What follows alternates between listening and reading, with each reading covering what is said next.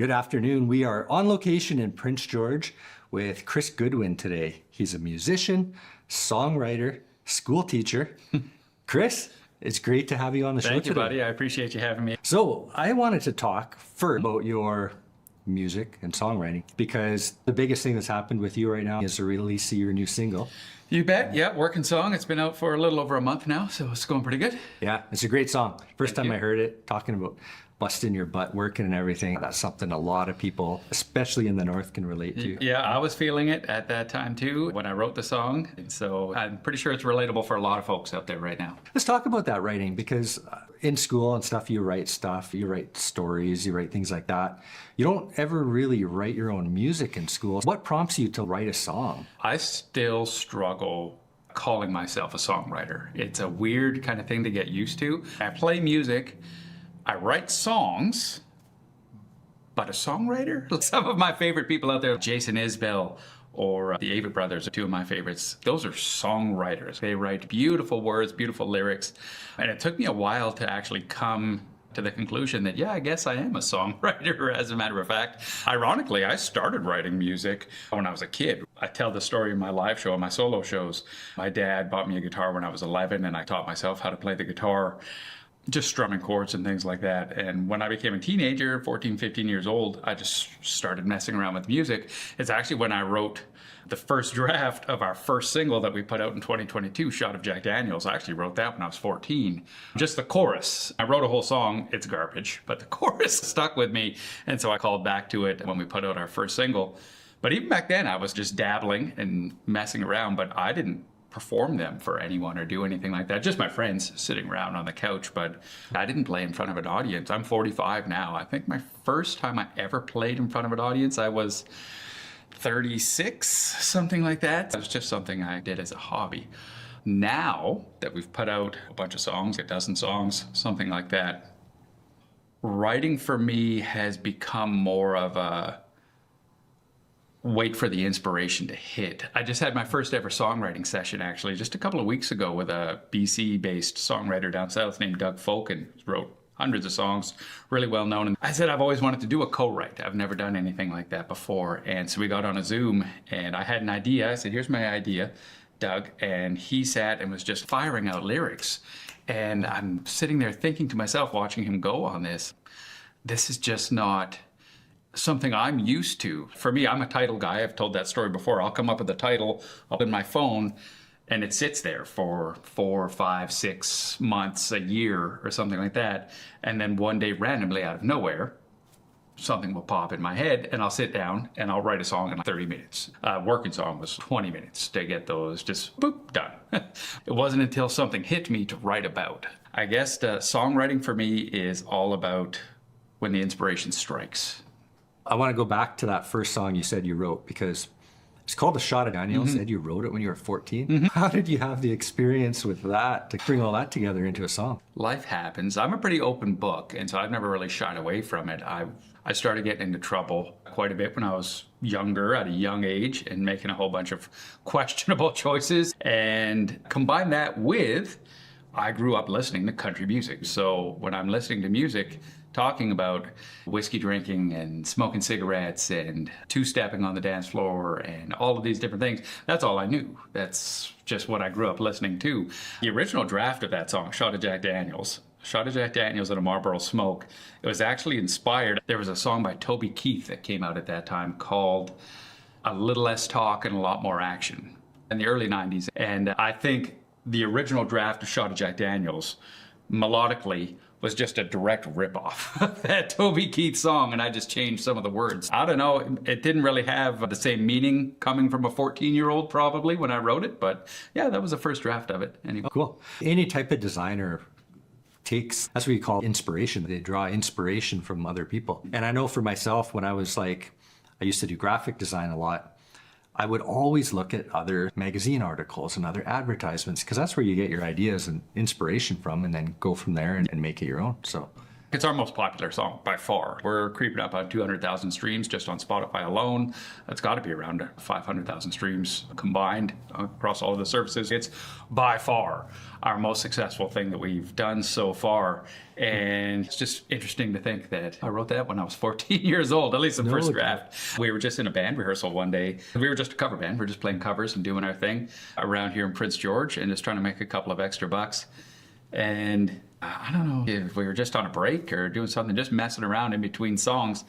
And I just started playing the chorus of that original version that I wrote when I was 14, just messing around. And my guitar player, Pat, who I have the highest regard, even though he picks on me all the time, he's a pretty good guy, looked at me, and I remember it exactly. He just looked at me and said, "That's a pretty good title." And that was it. And I was like, I'm going to go rewrite this song right now, because he's a well-respected musician and it was really cool. Rewrote it and we put it out, and it's interesting how that has become our most successful song. Were you always the guy who, if you showed up at somebody's house, they knew you had the guitar with you? Yes and no. There was some beers around the campfire type thing, especially as a teenager, 17, 18, 19 years old.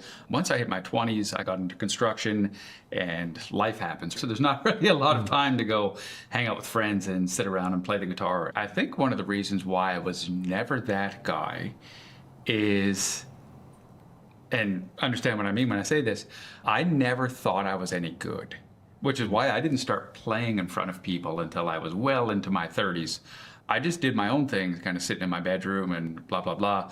When I played the guitar, no one actually took the time to really say, "Hey, you're not bad at that," or "Hey, you're a decent singer. You should think about doing that." I never got any of that feedback. Not that you should need that feedback, but I guess it was something that was missing for me. And no, I just kept everything just boxed up and just kept it all to myself, thinking that I didn't want to annoy anyone by taking my guitar out and starting to sing along. At my last school that I worked at, there was a group of teachers. We started playing music together. It was my first band. It was my first band. We were called Barefoot Fridays, but it was the first time in my life I'd ever played music with anyone, like played with the drummer, played with the bass player. It was just not something I did. I just sat in my room and played my guitar. And a guy was working there. He's a local musician here in Prince George, and he's probably the most talented musician I've ever met in my life. His name is Curtis Abriel. If you know anything about Prince George music, you've seen Curtis Abriel play, or you know that name. He's done a lot of theater and a lot of different things. Anyways, he was hanging out with us there and just watching us plod along and being kind. And he said this to me one time. I'll never forget it. "You're good enough. You could probably front a bar band if you wanted to." And that's when I started taking music seriously. It was that one comment from that one respected musician that said, Curtis said, "You could probably play in a bar band," which sounds not like a big deal now. But at that time, when I wasn't really aware of, oh, this is going to sound pretentious, like the talent that I had or what I was able to do, just hearing that one person say that was like a game changer for me. Yeah, and then everybody suffers from that imposter syndrome too, right? I still suffer from that imposter syndrome. I was just down at the CCMAs down in Kelowna, the Canadian Country Music Awards, in September. And yeah, like just hanging out with and shaking hands with some really successful Canadian country musicians. And it's like a head scratcher. Like, why am I here? This is just the weirdest thing. At 45 years old, how am I here mixing it up with these 20-something-year-olds that are getting played on country radio, not only in Canada, but across the United States, and they're on tour? It's big time imposter syndrome. It takes a while for that to settle down, and I don't think it's ever going to go away, as a matter of fact. Let's talk about the one song, your working song, your newest single, because I remember when you contacted me about that, and the reason I was backstage there with you was because you hadn't played at CN Center before, and you were pretty excited about that. Yeah.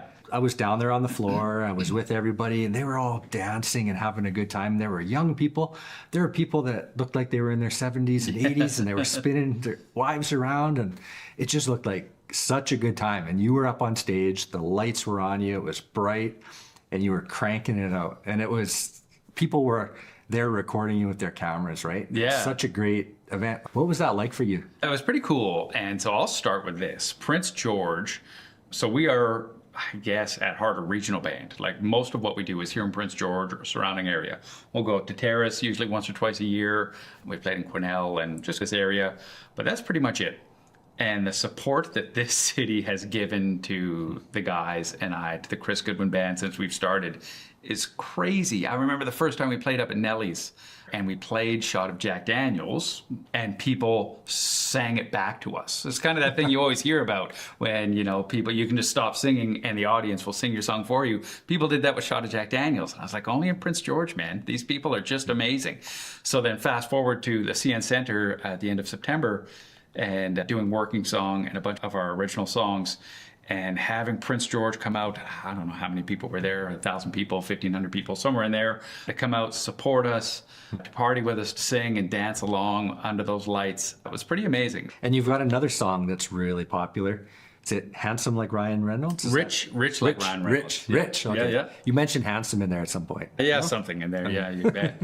What's that song all about? That was a song I was sitting, again, that title's just boop, Rich Like Ryan Reynolds. All of my songs, I handwrite all of my songs, my lyrics. I've got this big old legal notepad where I just jot down ideas and stuff like that. But I had that title for a long time, Rich Like Ryan Reynolds. Yeah. I actually had Rich Like Ryan Reynolds, that handsome little devil. Oh, yeah. That line just was there, and that was it. That was like a year. It just sat on my phone in my little book.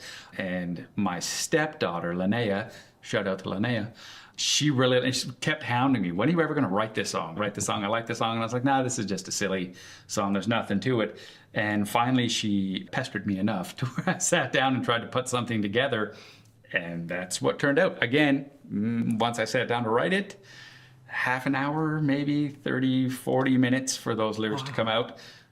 Plus a year and a half of just sitting on the title. Yeah. But once you sit to write it, it comes out like that. I say this all the time. And I'll probably get in trouble for saying this. I say it to the guys. It's actually probably my least favorite song on the album. I don't love the verses of that song. The chorus I do find catchy. I really like that chorus. And the guys kind of pushed, and so we recorded it. And then it was when we decided to do the video for it that I bought into the song. So, okay, I get it now. The video's pretty good. Adam Harasumiuk from Frost Films here in Prince George. I haven't talked to him in a while. I assume he's still here. I reached out to him and I was like, hey, I would like to do a video. What do you think? And he said, let me go through and I'll listen to your songs, the catalog that we had out at the time. It wasn't much. And he said, I think we've got something here with Rich Like Ryan Reynolds. And he came up with the whole idea for the video, the pool hall scenes and everything like that. And once that came out, it's like, oh, okay, cool.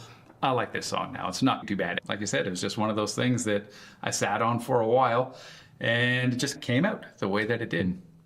Do people ever ask and contact you if they could use your music in a soundtrack or? No, but I have been exploring that avenue because that's a great way to make some extra income as well on your music, because if you can get it into television, commercials, movies, different things like that, sync licensing. But again, it's another tough one. You got to get people to hear it first, right? And one step at a time. We're doing our thing. We're doing our best. Boy.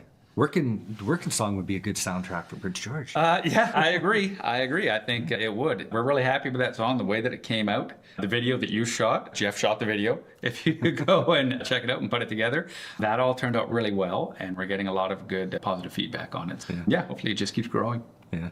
You want to talk about that video a bit? Sure. Because it's with the lighting and everything, and with you being on stage, I know it was a big deal for you. Yeah. You had contacted me two nights before the event. It was, we're shooting at CN Center, where we never played there before. We just want some shots of us up on stage. Yep.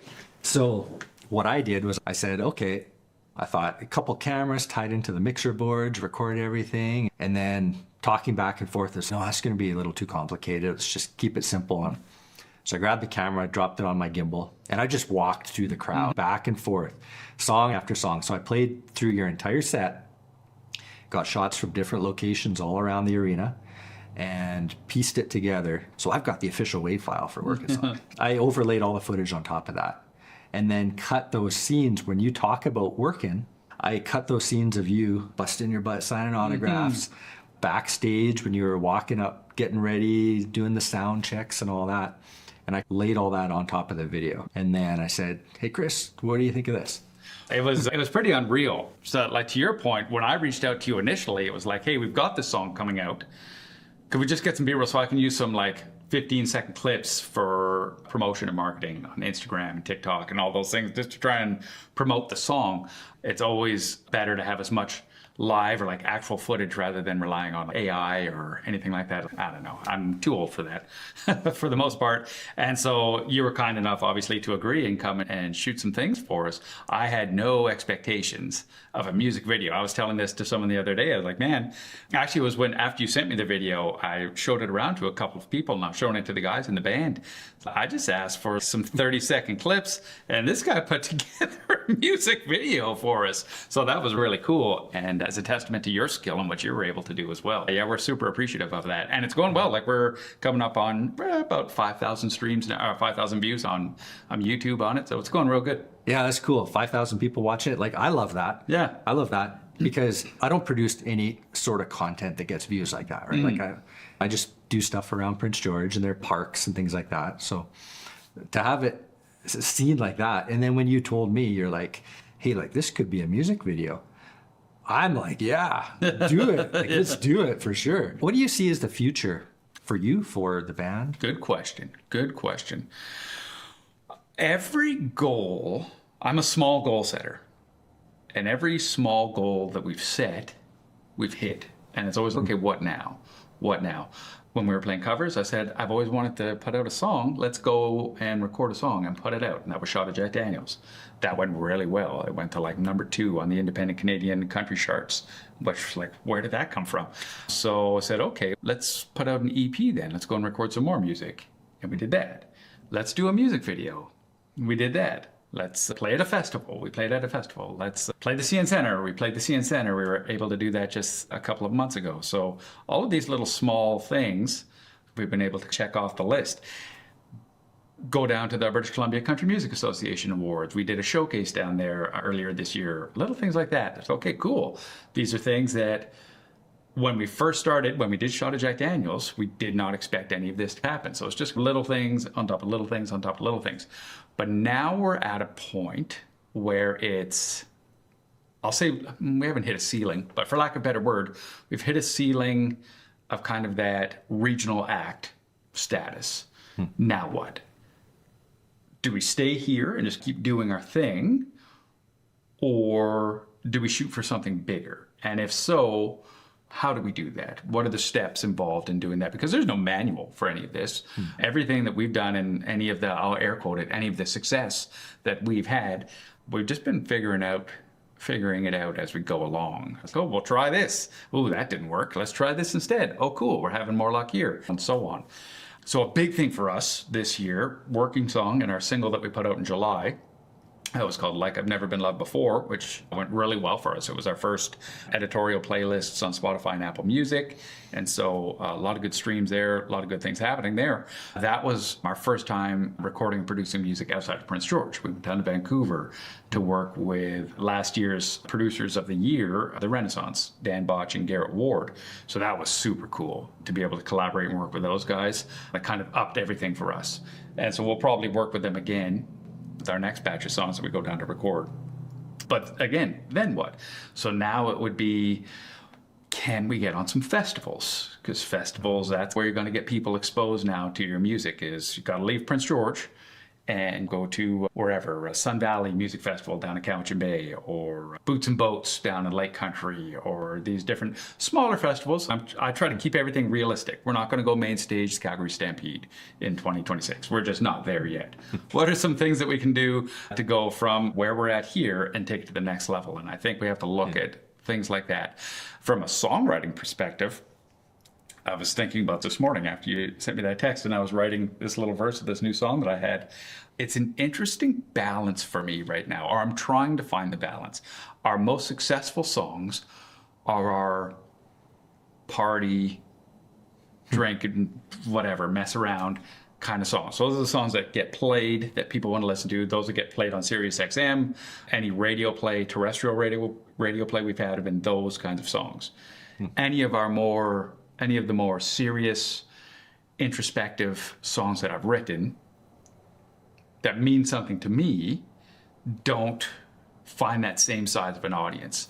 And so it's trying to balance that out. The analogy that I had in my head this morning when I was thinking about it was like a movie star, like a Nick Cage or someone like that, who will do a bunch of these independent movies that mean something to him, that are art films, things like that. and then he'll go and make the big budget, his Con Airs or his all these things like that, those big ones that are going to hit that mass audience, so that he can also do those smaller things that are a little bit more personal to him. And so trying to find that balance is a tricky thing to do. I find as I'm growing as a songwriter and a lyricist, which again sounds pretentious, but anyways, as I'm writing these things, I am starting to write about things that are more like true to life experiences for me, but those aren't going to pay the bills either. You got to find that balance of your working songs and your never knows, right? You got your shot of Jack Daniels, and there's another song we did on our first record called Walk the Other Way, which is my personal favorite song on that record. I think the production on it is really good, but that's more of like a true life story. And so finding that balance is a tricky thing to do because you want them both, right? I want to be able to be on stage, to the point from earlier, and watch people dancing and singing along and having a party. I also want to be able to sit and play with my acoustic guitar and hear a pin drop in a good way, not in a bored way. People like really listening to what you're trying to say. And I haven't played very many gigs like that, to where people are actually come, pay money to sit and just listen to what you're saying. And so that's the balance I would like to try and find. Interesting. Yeah. And a lot of musicians, they suffer with that, right? You see a lot of these musicians, a lot of the younger ones, they want to, or they get brought up into the industry and they're almost singing and performing stuff that's not their own, or that they haven't bought into themselves. And once they hit a little bit of popularity, then they start playing their own music and writing their own songs. Well, covers pay the bills, man. That's what we always say. That's in the music area here in Prince George or whatnot, and I'm sure everywhere. That's kind of a known thing. That's what we say. Covers pay the bills. No one's paying to come and see. At this stage, no one wants to come out and just hear your original music. If you want to actually make money, you play the bar gigs and you play the things like that, and you're playing other people's music. As we get deeper and deeper into it, I'm going to say it gets harder to do, but hard's not the right word. There's songs we love playing. We have a good time playing covers all the time. But when you're creating your own music as a group of 4 guys, or like I come with the lyrics and a chord pattern, we go to rehearsal, we hash this out as a band. It's all band music. And we've created something like, awesome. This is so cool. We've put this together. But we have to make sure we can't play all of our music. We have to make sure we play other people's music as well too, so that people will actually want to come out and hear that and party, and we can sneak in some of our own as well too. And that gets harder and harder to do. It becomes less and less interesting playing covers over your own material, I find. At least it's a struggle that I'm having right now. I can't speak for the guys, but for me personally, even I play a lot around here solo, just myself and my guitar. And even those, it's like, can I just play my music? Is that a thing? And it's not. You have to play some stuff that people know as well too, right? With people that are young, like the 14-year-old who's sitting in his basement right now with his acoustic guitar on his lap, what would you say to somebody like that who likes just jamming away but might have aspirations to go bigger? If you had this, and I've said this to my students, and there's 2 ways to look at it. Number 1, if this is something you want to do, get in front of people immediately. Play for free. Go to the farmer's market. It was my first paid gig as a full-grown adult, was playing at our Prince George Farmer's Market one Saturday in the summer. My teacher band, Barefoot Fridays, went and played down there. Busk on the corner. Go hang out with your friends and take out your guitar, to your point from earlier. Do something to get in front of people immediately. Because I think it's easier as a kid to get over that stage fright, that first initial, people are listening to me, I'm going to sound a little shy. Do that now. Do it as quickly as humanly possible, because the more you do it, the better and the more comfortable you're going to get at it. My band and I just had this conversation the other day. To your point, we have so much fun on stage. We're having a great time. That was all just reps, man. Get up on the stage as much as humanly possible, and you'll feel comfortable up there doing it. Yeah. So to anyone who's 11, 12, 13, 14 years old, trying to learn how to play an instrument and has this vision of playing Rogers Center or something like that in front of 15,000 people, get out in front of 10 people now, like right away. Yeah. On the flip side of that, And I teach this as part of my unit in music when I'm talking with my grade 6, 7 kids. Learn to play an instrument as much as you can. You don't have to be good at it, but find a way to engage with music, because there's nothing else on the planet like it. There's nothing that can help you through the good times and the bad times more than music. Play music, sing music, listen to music. Find a way to engage. You don't have to go and play on a stage in front of thousands or hundreds or whatever people. But you do need to find a way that you can use music as a tool, because it is, in my opinion, the most effective tool you can have in your life. In your toolbox, just sitting on the shelf ready to go, is music. I know when I was learning and teaching myself how to play the guitar, it's just me sitting on my bed, hanging out, dealing with whatever nonsense a teenager is thinking about at that time through music, through my guitar, through trying to sing, through trying to write, things like that. So there's two ways to go about it. But those are the two things. That's what I always say to kids. If you want to play in front of people, play in front of people now. Don't wait. But at the very least, find a way to engage with music. Nice. The guitar is sitting there. Do you want to play something for us? If I were to just, when I hit a microphone, just play like it's a, well, 40 hours ain't good enough and I'm working 20 more. I'm saying yes to overtime that I said no to before. That house and truck and groceries don't just come out of thin air. Gas and phone and internet cost more than my gray hair. And every time I punch the clock, I punch out feeling worse. Raise them up for everyone that busts their ass at work. And this is all where Pat would be playing, right? So it's not a great song for just the acoustic guitar, just myself. Yeah. If heads don't hurt, no, sorry. If backs don't ache and heads don't hurt and you sleep through the night, you must have won the lottery or got rich when someone died. 'Cause most of us roll out of bed with our nose stuck to the grind, working all our days and nights just trying to get by.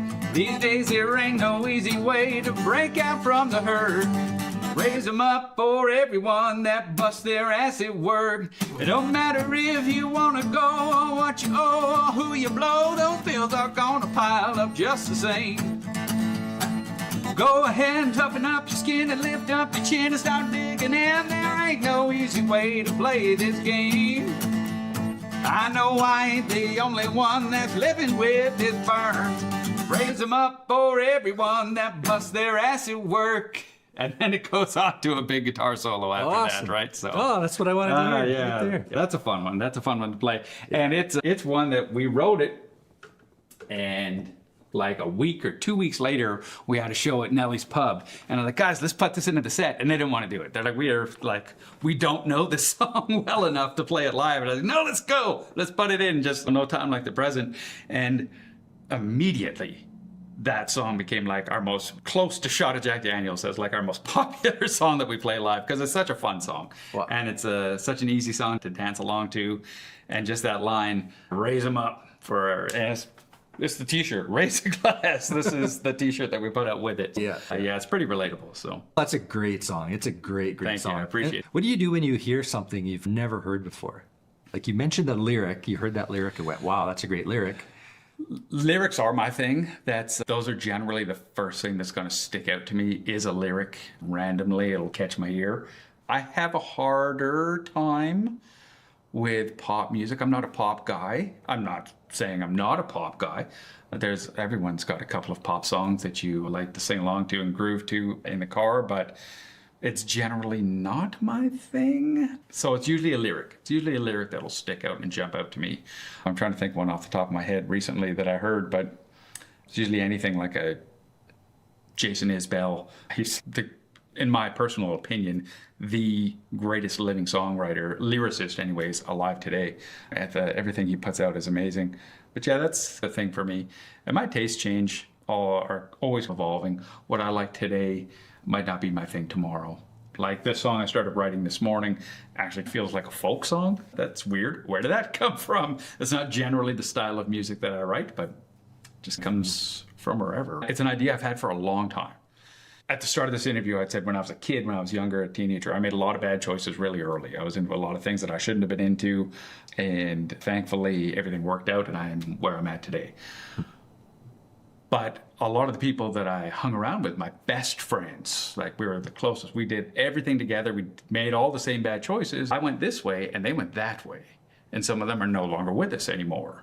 And it's been, holy, is this ever making me sound like an old man?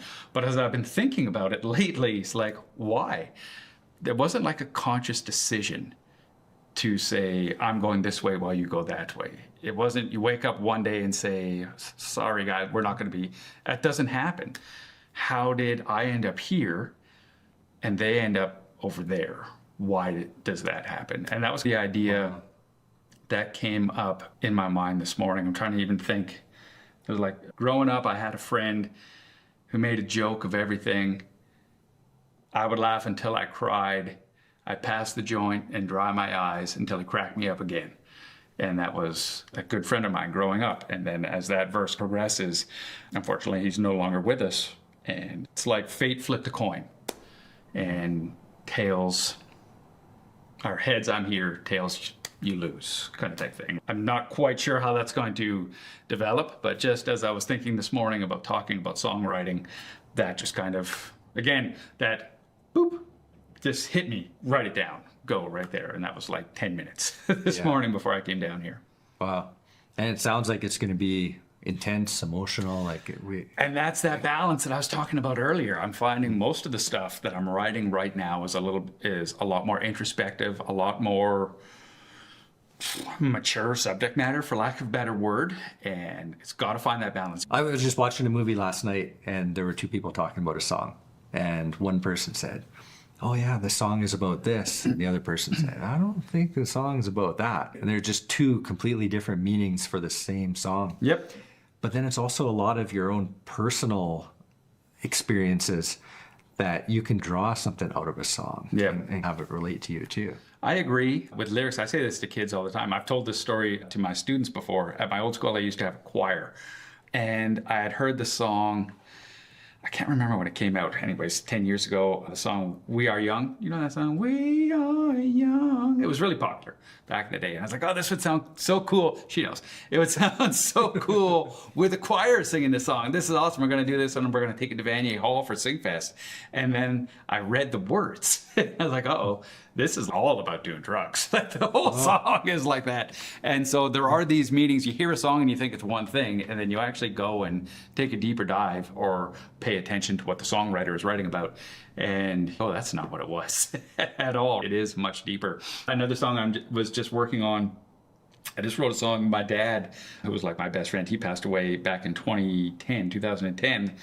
And I sat down, ironically, it's the first lyric of the song. I sat down to write a song about him, and it's this kind of deep, I don't know, love letter to my dad, but I'm trying to package it in more up-tempo song, right? So when you hear it, you're like, oh, this is cool, this is catchy, but if you listen to it, if you actually pay attention to what I'm saying, it's just a tribute to my dad kind of type thing. So if you were in an airport on a 5-hour layaway and you're sitting there with your guitar and you're sitting in a corner somewhere and you're just like, I'm just going to play a couple songs, and anybody in the world would sit down beside you and just either play with you or say, hey, that's cool. Hey, let me sing with you. Okay. Or anything like that, what would it be? I think the coolest person who's ever walked the face of this earth entertaining people is Elvis Presley. So if Elvis wants to come and hang out for a bit, and all of his songs are really easy to play, so I will strum the heck out of an acoustic guitar and Elvis can sing and I'll just sit and watch. That would be lovely.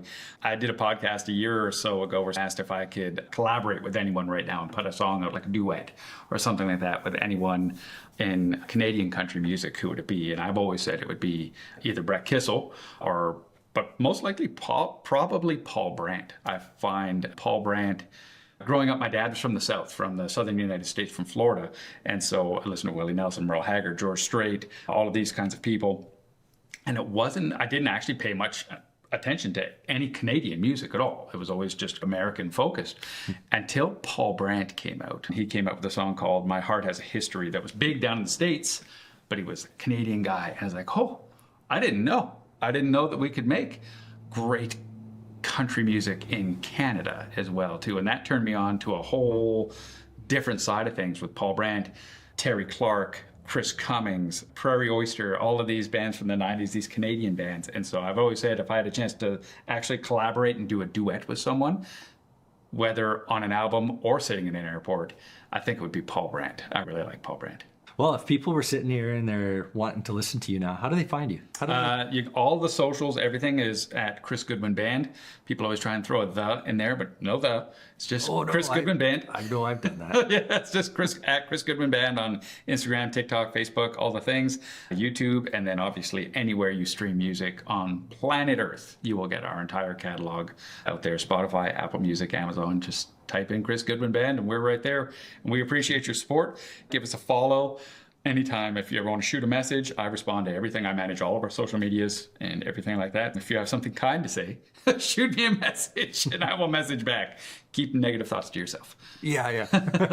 Okay. And heading into 2026 and the end of 2025, is there anything in your calendar where people... We're just waiting. I'm hoping to get back down to Vancouver to record in January. So Working Song was our last song from this last batch of recordings. And so that's out into the world.